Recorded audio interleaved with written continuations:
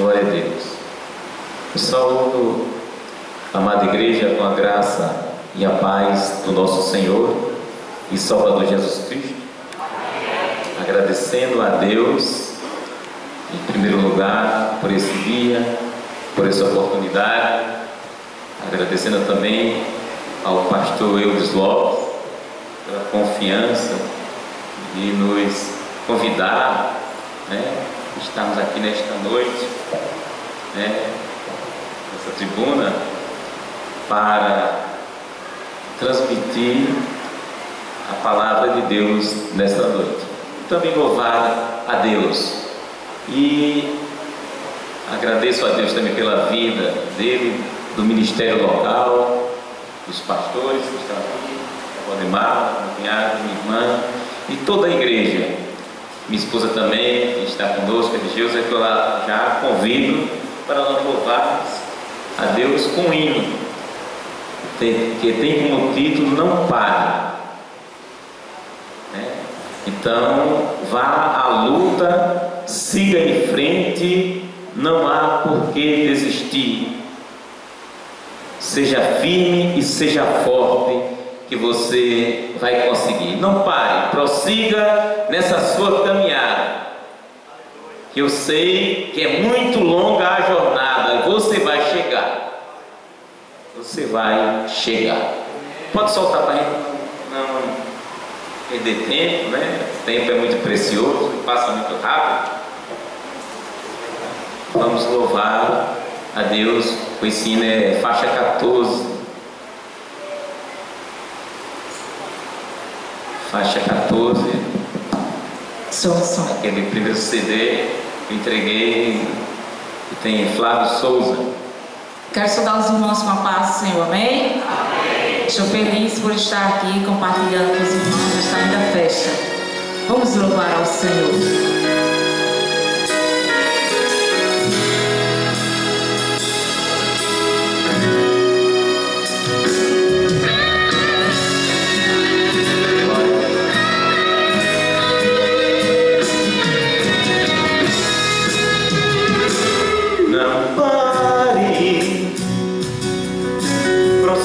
Essa sua caminhada, pois sei que é muito longa a jornada. Você vai chegar, você vai chegar. São muitos espinhos, surgem pedras e barreiras no caminho. Continue seguindo, sem recuar, sem recuar. O verdadeiro adorador ninguém pode parar, mesmo que venha a luta sem seu caminhar. Deus está comigo, Ele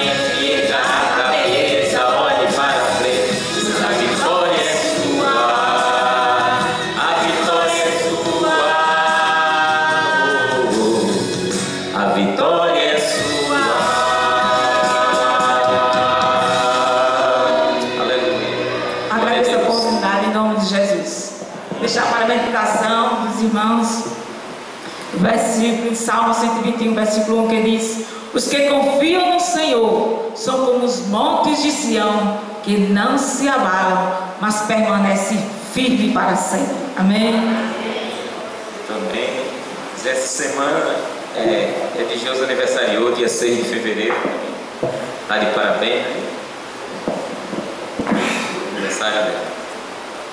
Então vamos, meus amados, vamos meditar um pouco na palavra de Deus.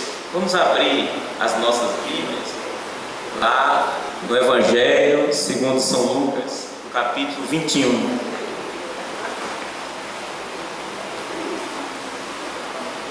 A partir do versículo 25.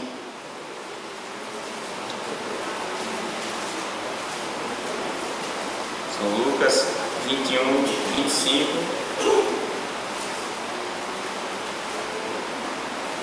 Eu, quando recebi o convite, né, para estar aqui nesta noite, né, com essa responsabilidade de meditar na palavra de Deus, e eu fiquei falando, né, pedindo a Jesus onde eu deveria falar, né? Inclusive eu comecei a ler até Atos dos Apóstolos, no capítulo 10 e 11, e fala sobre a história do centurião Cornélio, né? E eu tive um sonho, e nesse sonho eu estava na rádio, né? Na rádio CPAD, e estava pregando sobre a volta de Jesus. Nessa mesma noite, aí eu disse, então vai ser aqui, né? E Deus, Ele sabe todas as coisas, né? E nós estamos aqui, né? Vamos ler e vamos meditar na palavra de Deus. E a palavra de Deus, ela edifica nossas vidas. A palavra de Deus, ela também, ela nos exorta, né? E a palavra de Deus, ela santifica, purifica, transforma, né?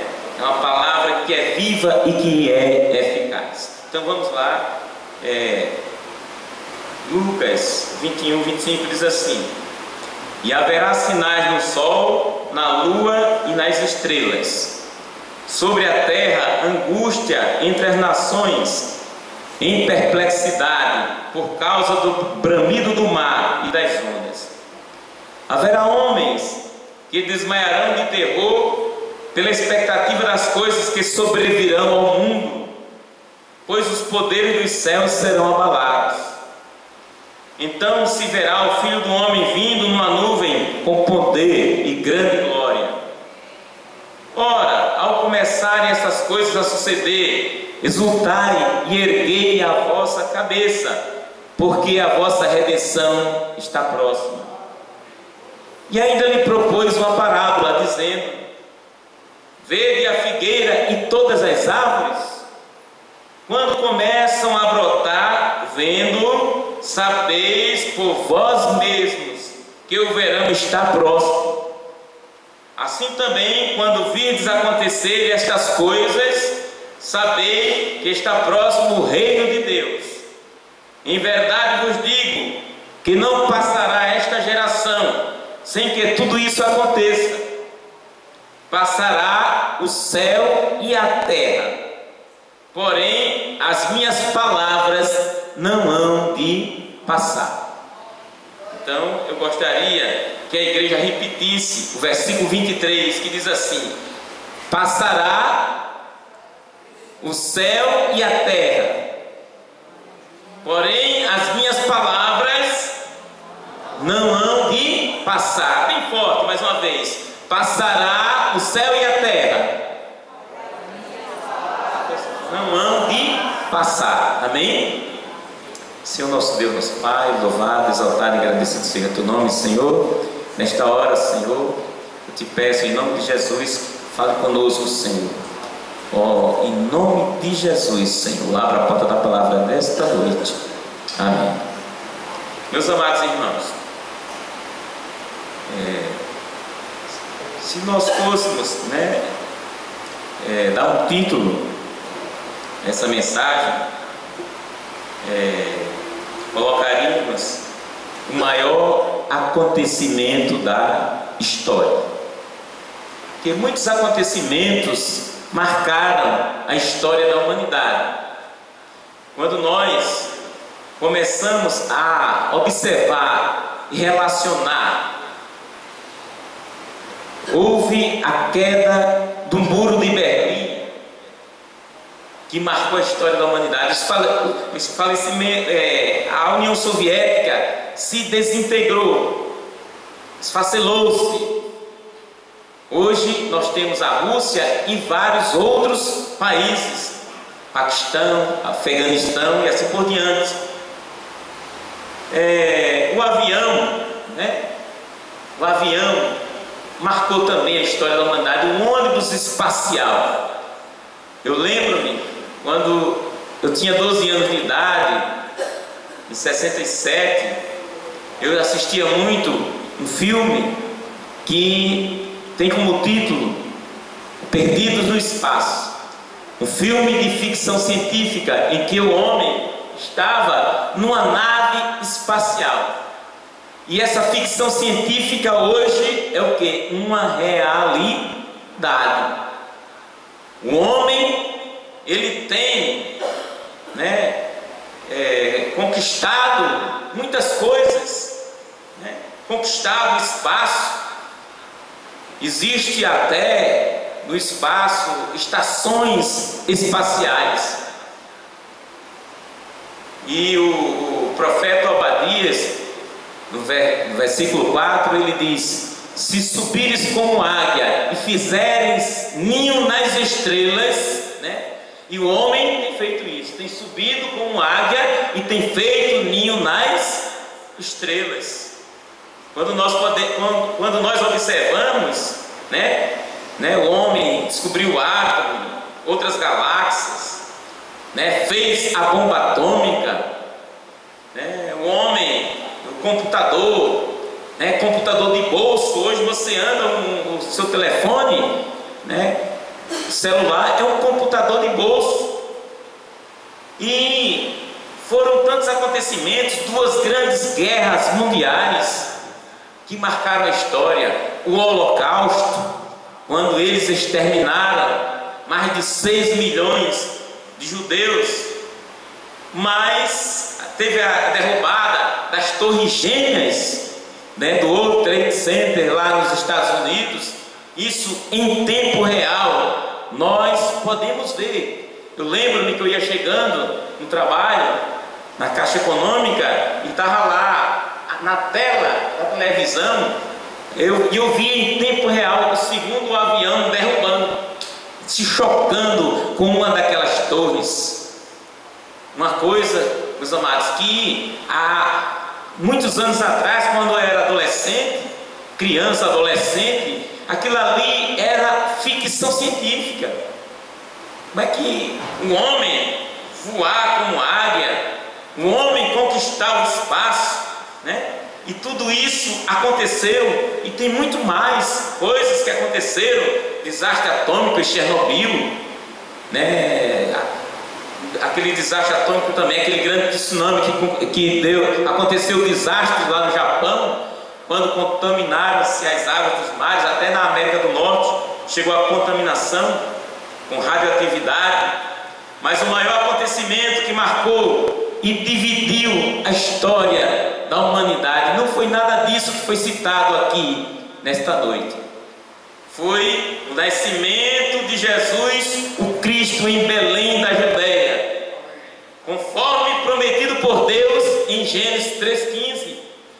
Lá, quando o homem desobedeceu, quando o homem pecou, Deus fez uma promessa que da semente da mulher Deus enviaria um que havia de esmagar a cabeça da serpente Satanás. Em Gênesis 3,15, Deus fez a promessa, meus amados.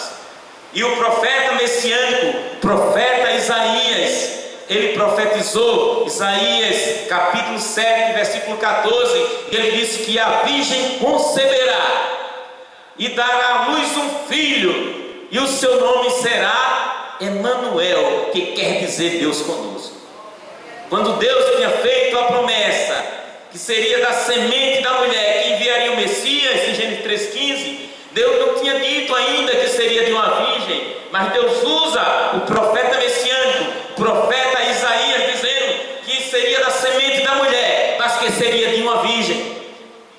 Isaías, no capítulo 9, no versículo 6, e ele diz: e o seu nome será maravilhoso, conselheiro, Deus forte, Pai da eternidade e príncipe da paz.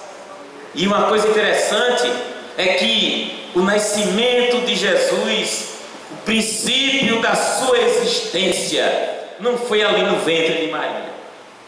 Quando nós vamos para Miqueias 5,2, o profeta Miqueias, falando o local aonde Jesus deveria nascer, que seria em Belém da Judéia, ele diz: e tu, Belém, Efrata, Belém, terra de Judá, de maneira nenhuma serás menores entre as milhares de Judá, porque de ti me sairá o guia, que há de apacentar o meu povo Israel, cujas saídas são desde os tempos antigos e desde os dias da eternidade, mostrando que Jesus, o princípio da sua existência, não foi ali no ventre de Maria. Jesus, ele é pré-existente.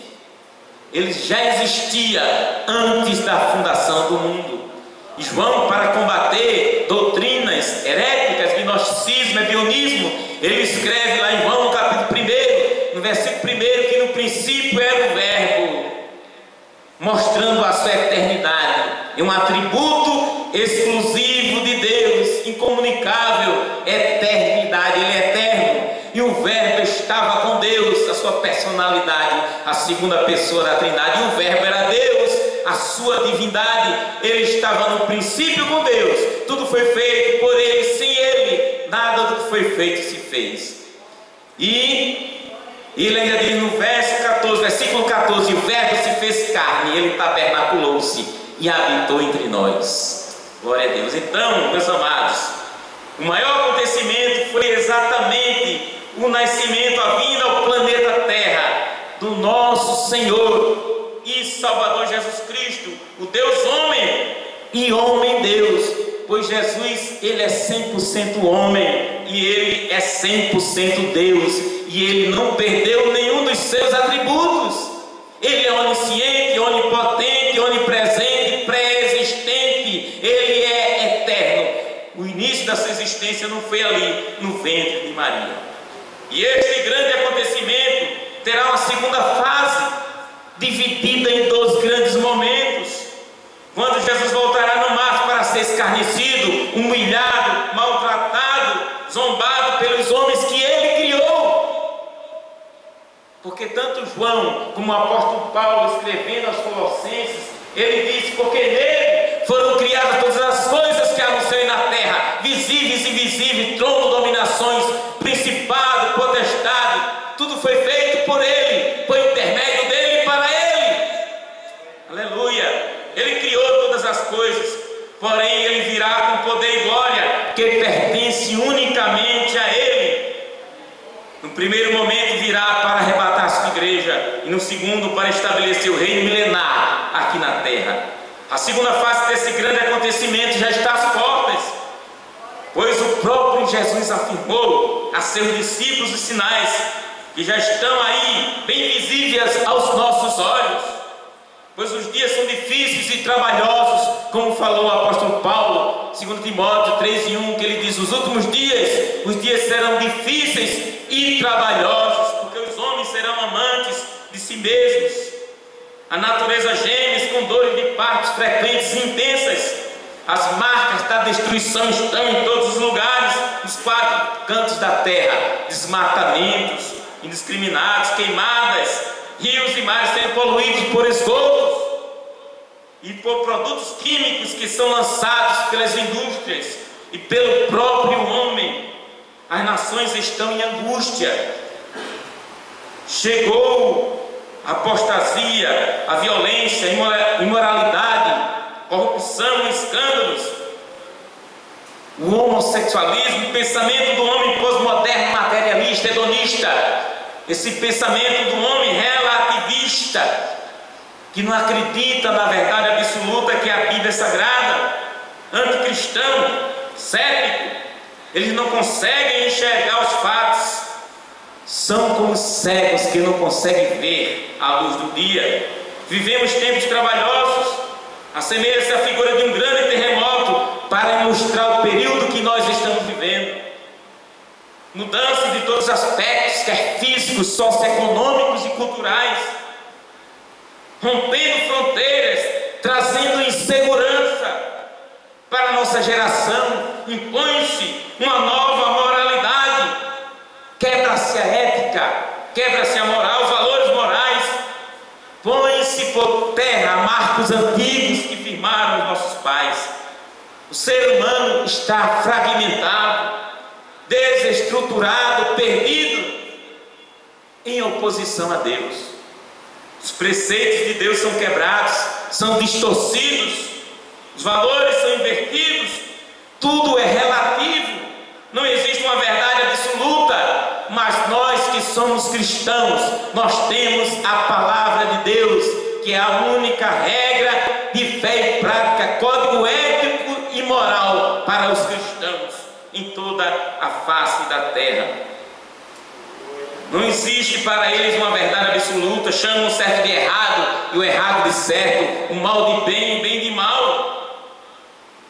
Decretam leis injustas. Isaías diz: ai daqueles que fazem leis injustas, que chamam o mal de bem e o bem de mal. Com o relativismo, a verdade passa a ser universal e local, passa a ser relativa. Então as leis morais, civis e éticas perdem-se esses valores.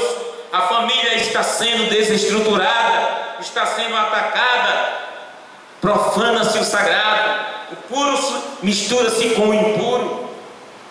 Então nós podemos ver, meus amados, os sinais estão bem patentes aos nossos olhos. E os discípulos de Jesus, eles falavam a respeito do templo, como estava ornado de belas pedras e dádivas.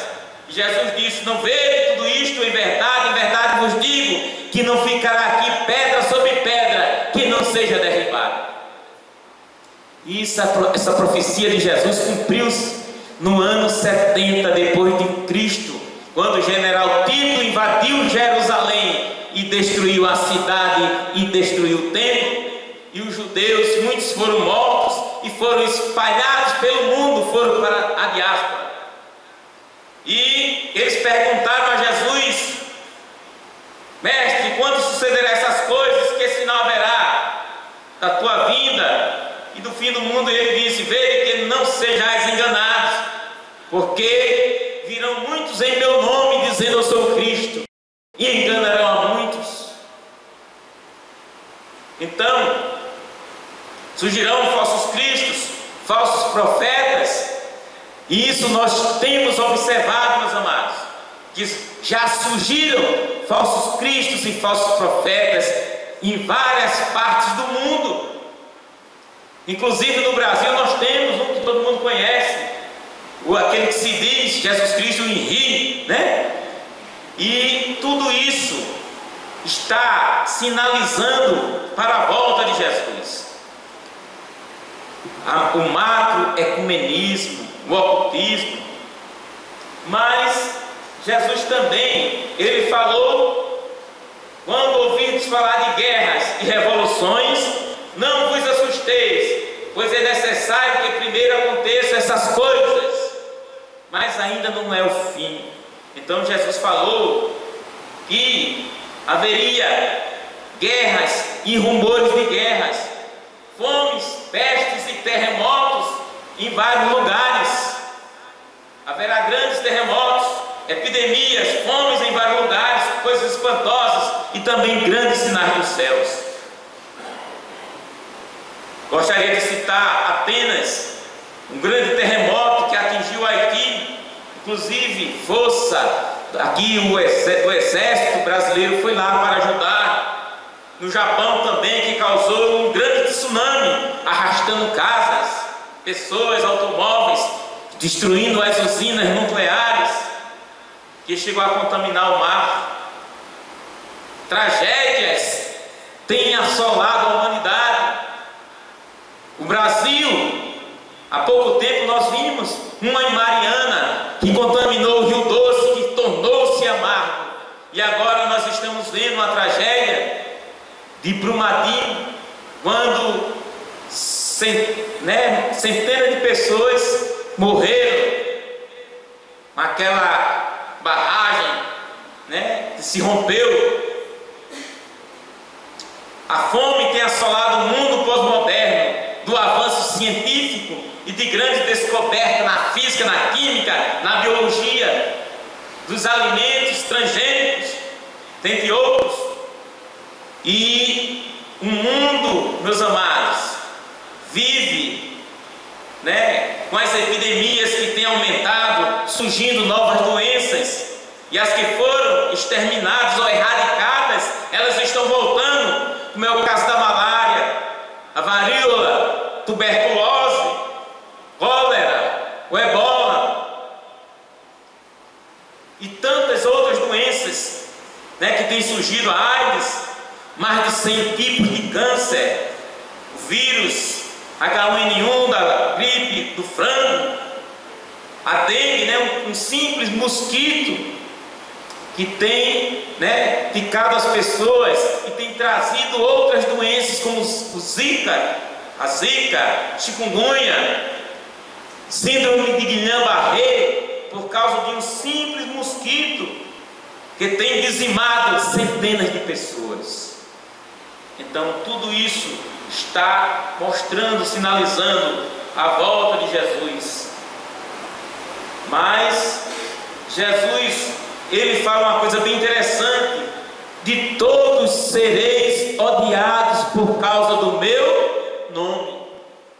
Por causa do nome de Jesus, nós somos odiados. Existe no mundo a cristofobia. Se fala muito em homofobia, mas existe uma aversão ao cristianismo. Existe também uma aversão à palavra de Deus, a Bíblia Sagrada, que é a bibliofobia. E principalmente, meus amados, dentro das universidades, coisas espantosas estão acontecendo. A Bíblia afirma que haverá sinais no sol, na lua e nas estrelas. Hoje vivemos num mundo de certeza, onde os homens estão fragmentados, perdidos, sem esperança, pois os poderes dos céus estão abalados e os fundamentos da terra estão destruídos. O salmista no Salmo 11:3 diz: quando os fundamentos da terra são destruídos, o que fazer o homem?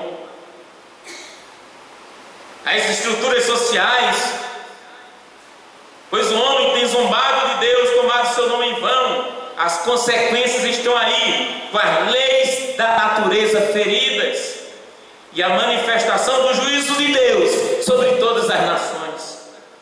O sol está esquentando a cada dia, causando o efeito estufa, trazendo queimadura nos homens. Eu lembro-me, eu conheci o meu avô, que trabalhou mais de 20 anos em cima de um cavalo, ali naquela usina, Monte Alegre, e ele administrava a usina, e passava o dia todo no sol, e nunca teve um problema de pele. E hoje, qualquer coisa, todos nós, temos um problema, a pele vai logo queimando, a gente tem que, eu mesmo já estive no médico, tive que fazer raspagem e assim por diante, porque o sol não está como era antes, está esquentando a cada dia. As explosões solares têm afetado as telecomunicações e as subestações, causando apagões, luas de sangue. Tem chamado a atenção do mundo.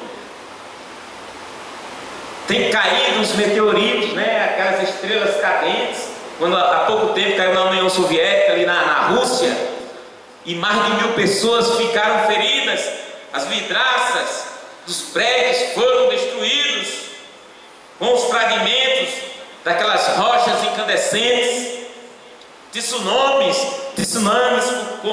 tufões, furacões, como Katrina lá nos Estados Unidos, que destruiu Nova Orleans, cidades cobertas por águas.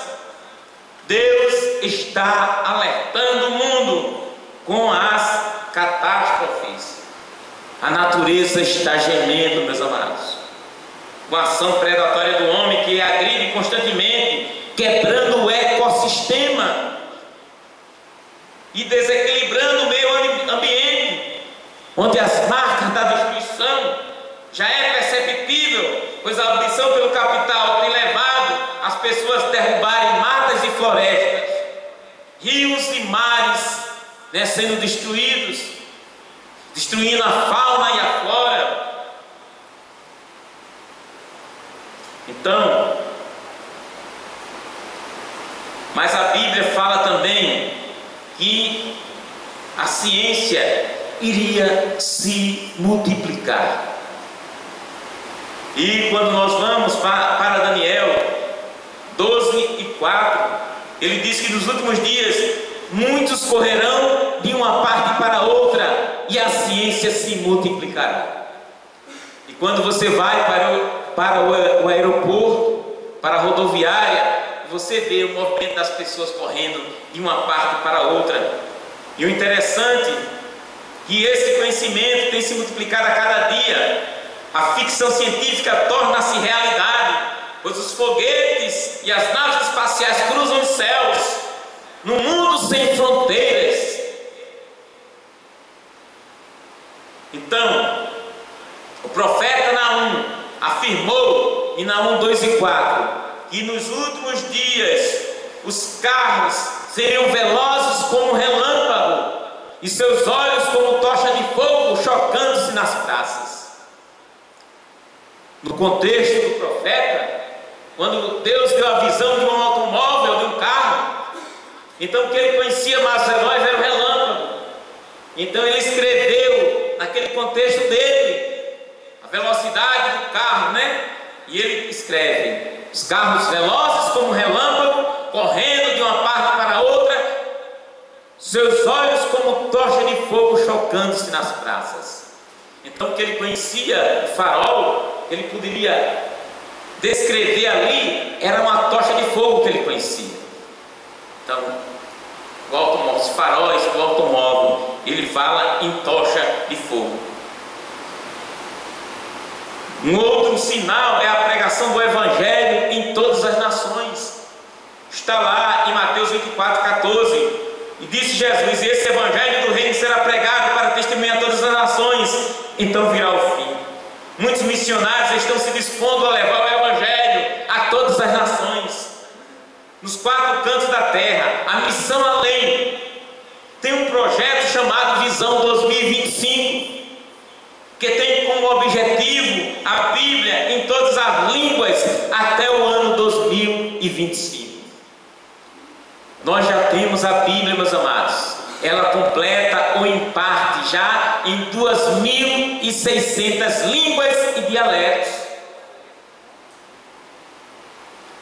Parece uma mentira, né? O maior best-seller, o maior livro mais lido, mais consultado, também é o livro mais perseguido.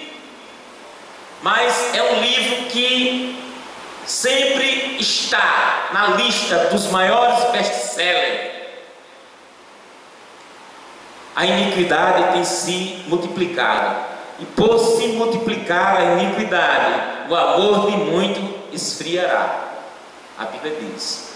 Mas de todos esses que foram citados, o maior sinal, meus amados, está aqui. Jesus, quando ele disse assim: ainda me propôs uma parábola dizendo: vede a figueira e todas as árvores, quando começam a brotar, vendo, sabeis por vós mesmos que o verão está próximo. Assim também, quando vides acontecer estas coisas, sabeis que está próximo o reino de Deus. Um dos maiores sinais é o ressurgimento da nação de Israel. Judeus de regresso à sua terra,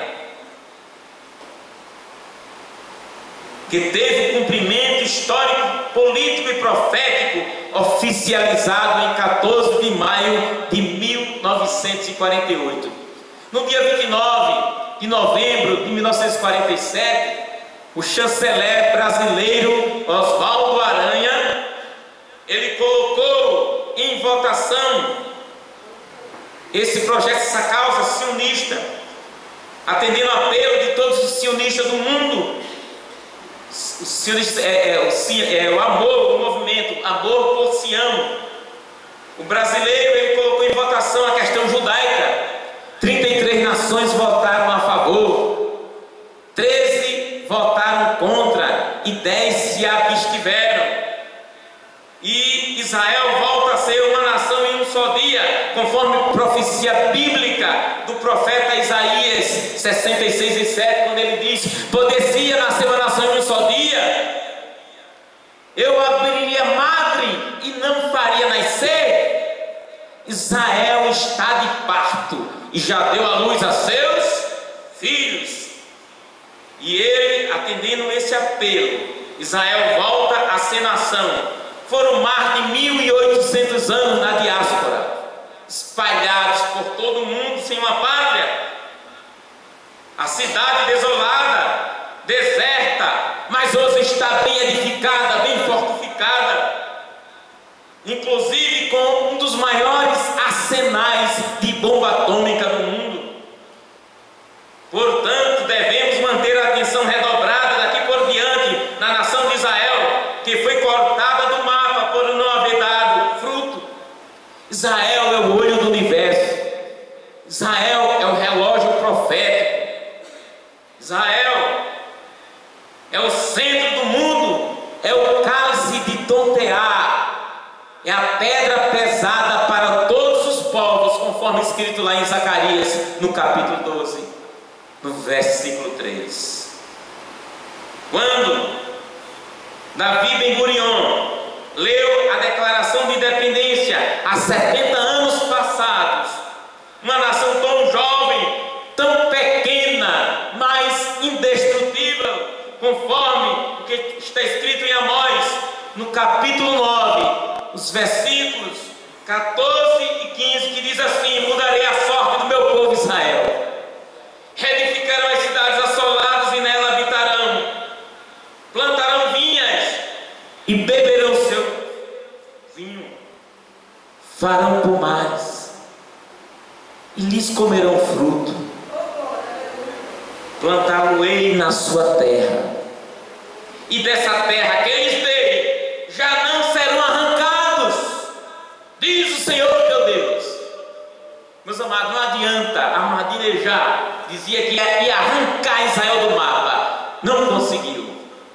O Erdogan da Turquia também está falando que vai varrer do mapa Israel, não consegue. Por quê? Porque Israel é uma nação indestrutível.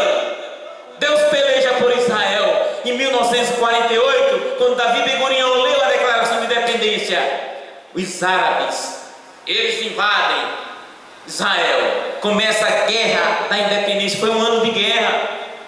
Israel não tinha nem exército. Israel consegue vencer, meus amados, a guerra da independência de 48. Quando os britânicos saíram, Israel chega e enfrentou essa guerra, praticamente sem exército. Depois enfrentou a guerra do Suez de 56, venceram também. Depois enfrentaram a guerra dos 6 dias.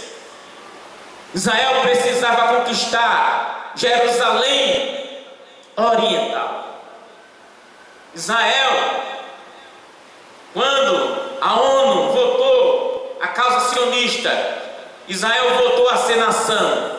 Eles chegaram lá no deserto, meus amados, naquele lugar, era praticamente deserto, não tinha nada. E de repente, cercados de inimigos, querendo destruí-los, só a ação poderosa de Deus é que poderia salvar Israel. E eles receberam apenas a metade de Jerusalém, Jerusalém Ocidental. Eles precisavam conquistar Jerusalém Oriental. E não precisou, de 60 anos, de 10 anos, de um ano não. Precisou apenas de 6 dias. Em 6 dias, numa guerra de surpresa, né, Israel consegue conquistar não só Jerusalém Oriental, como também conquista as colinas de Golã, conquista a faixa de Gaza, conquista a Cisjordânia, porque Deus peleja por Israel. Deus não esqueceu daquele povo. Glória a Deus. Essa cultura judaico-cristã, o inimigo tem ódio e quer destruir. Como eu via sempre, de vez em quando eu via, né, principalmente esses políticos que eram de esquerda, que queriam de todo jeito acabar essa cultura judaico-cristã. Isso aí tem que acabar, tem que destruir, né? Mas eles não conseguiram, porque o Deus dos judeus, o Deus de Abraão, Isaac e Jacó, é o nosso Deus, é o Deus do cristianismo. Glória a Deus. A guerra do Yom Kippur em 73, o dia do perdão, Israel é invadido, né? Eles invadem Israel de surpresa, mas Israel também consegue vencer essa guerra, porque está escrito, ainda o profeta Jeremias profetiza conforme Jeremias 32, 37, eis que os congregarei de todas as terras para onde os houver lançado na minha ira e no meu furor e na minha grande indignação, e os tornarei a trazer este lugar, e farei que habitem neles seguramente. É o lugar mais seguro do planeta. A gente vê ali Israel cercado de inimigos, mas é um dos lugares, todas as pessoas que vão em Israel dizem, um dos lugares mais seguros é ali. Ezequiel 36 e 24 está escrito: e vos tomarei de entre as nações, e vos congregarei de todos os países, e vos trarei para a vossa terra. Com a diáspora, a região foi ocupada por outros povos que já viviam de origem semita. O domínio político foi disputado por imperadores romanos, bizantinos, sassânidas, até o ano 636, quando os árabes islâmicos ocuparam a região de 1095 a 1271. E esse domínio foi disputado pelas expedições militares de cruzadas, sendo a maioria mal sucedida. Por volta de 1500, os turcos otomanos conquistam a região e permanecem lá até 1917, quando são vencidos pela Grã-Bretanha, que ficou nessa região até 14 de maio de 48, quando Davi Ben-Gurion leu a proclamação da independência. Não houve miscigenação, o povo manteve sua tradição, sua língua, seus costumes intactos. Certamente podiam dizer: os nossos ossos secaram-se, pereceu a nossa esperança, estamos de todos cortados, conforme escrito lá em Ezequiel 37. Mas eu gostaria, né, que nós fizéssemos uma análise introspectiva. Será que nós estamos preocupados em saber quem foram os nossos ancestrais? Será que nós estamos preocupados em saber a terra de nossos antepassados? Será que algum dia, né, já pensamos em morar na terra do nosso tataravô? Será que eu deixaria tudo aqui, a casa, minha casa, emprego, família, amigos, para ir se aventurar no meio do deserto? Será que eu teria essa fé de Abraão? Capítulo 12, né, Gênesis 12, quando Deus disse a Abraão: Abraão, sai da tua terra, sai da tua parentela, sai da casa de teus pais, para uma terra que eu te mostrarei, em ti serão benditas todas as nações da terra. Abençoarei os que te abençoarem, e amaldiçoarei os que te amaldiçoarem. Será que nós nos sentiríamos bem em saber que o lugar em que nós vamos morar, os nossos vizinhos são nossos inimigos e tentam nos tirar a vida? Mas Deus marcou em seus corações o desejo de voltarem à sua terra, mesmo com todos esses obstáculos. Uma promessa profética que diz: assim diz o Senhor Jeová, eis que eu tomarei os filhos de Israel de entre as nações, para onde foram, e os congregarei de todas as partes, e os levarei para a sua terra, e deles farei um uma nação na terra. Glória a Deus. Você deixaria o Brasil por um deserto com pouca água, muita pedra, areia e obstáculos? O povo judeu creu contra a própria esperança, como havia crido Abraão. Tem uma frase lá em Jó 14, de 7 a 9, que parece descontextualizada, mas que revela aqui a sua verdadeira aplicação. Porque a esperança para a árvore, que se for cortada, ainda se renovará, e não cessarão seus renovos. Se envelhecer na terra a sua raiz e morrer o seu tronco no pó, ao cheiro das águas brotará, dará ramos como a planta. Glória a Deus. Então Israel foi cortado, mas nasceu em um só dia e voltou a ser uma nação. E diz Jeremias 1,12, né? Quando Deus disse a Jeremias: o que é que vê, Jeremias? Jeremias disse: eu vejo uma vara de amendoeira. Deus disse: vistes bem, porque eu velo sobre a minha palavra para cumprir. Deus tem compromisso com a sua palavra. E, meus amados, se você tem alguma promessa de Deus, creia que Deus, no tempo certo, não é no seu tempo, no cronos, é no kairos de Deus, Ele irá cumprir a sua promessa. Pode passar anos, né? Mas no tempo certo Deus vai cumprir, né? O salmista do Salmo 119, se não me engano, no verso 49, ele diz: lembra-te da promessa dada a teu servo, na qual me tens feito esperar. Espere mais um pouco, cheio de tempo, o que há de vir virá e não tardará. Mas houve um hino em 1798 por Napoleão Bonaparte, querendo ser imperador, promete aos judeus a volta a Jerusalém e a construção do templo. Mas na batalha de Waterloo, ele vindo a morrer, ele perdeu a batalha com 6 anos, depois ele morreu. Mas o ruído causou um grande reboliço, e eles começaram a comprar terrenos, estabelecer famílias, colônias agrícolas, e os judeus começaram a voltar para a sua terra. E Deus levanta Theodor Benjamin Z. Herzl.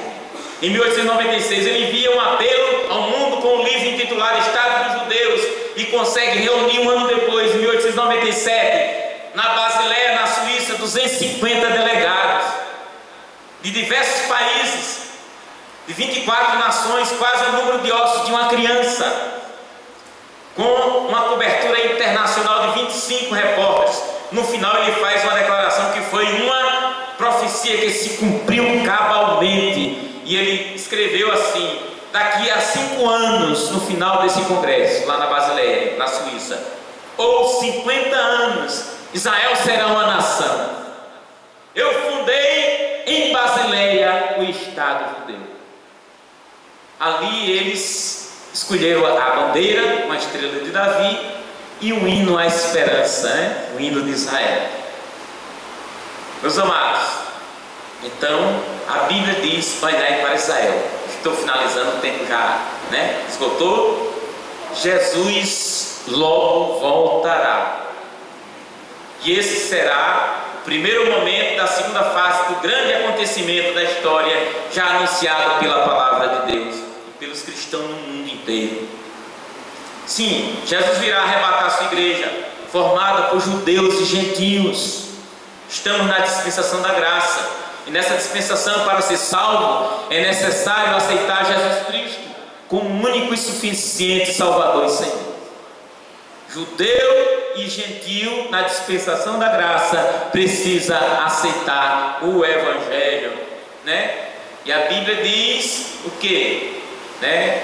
Na verdade, já em João 5,24, na verdade vos digo: quem ouve a minha palavra e crê naquele que me enviou tem a vida eterna, não entrará em condenação, mas passou da morte para a vida. E essa salvação ela é de graça. Lá em Efésios 2, 8, 9 a 10 diz que pela graça nós somos salvos mediante a fé. Isso não vem de vós, é dom de Deus, e não vem de obras para que ninguém se glorie, porque nós somos feituras suas, criados em Cristo Jesus para as boas obras.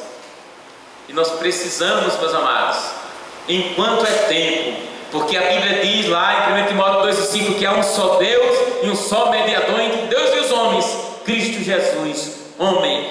E Atos 4,12 também, debaixo da terra nenhum outro nome foi dado entre os homens pelo qual devamos ser salvos, só no nome de Jesus. Glória a Deus. Então esse arrebatamento está às portas. Paralelamente, aqui na terra se desencadeará a grande tribulação, pois o anticristo, a besta e o falso profeta estarão reinando aqui na terra. Será um governo mundial que controla as pessoas que ficarem no arrebatamento. Um tempo chamado de angústia de Jacó, chamado também as 70 semanas de Daniel. No segundo momento virá com seus anjos com poder e glória para livrar Israel da batalha do Armagedon, porque o inimigo, vai cercar aquela nação, vai querer destruir. É o intento do inimigo destruir Israel, mas Israel é uma nação indestrutível.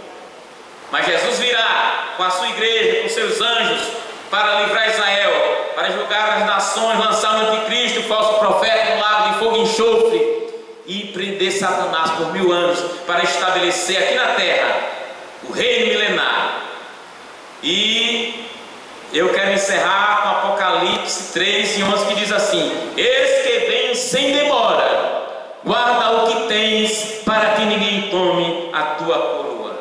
Maranata, ora vem Senhor Jesus. Vamos dizer, toda a igreja: Maranata, ora vem Senhor Jesus. Que o Senhor nos abençoe.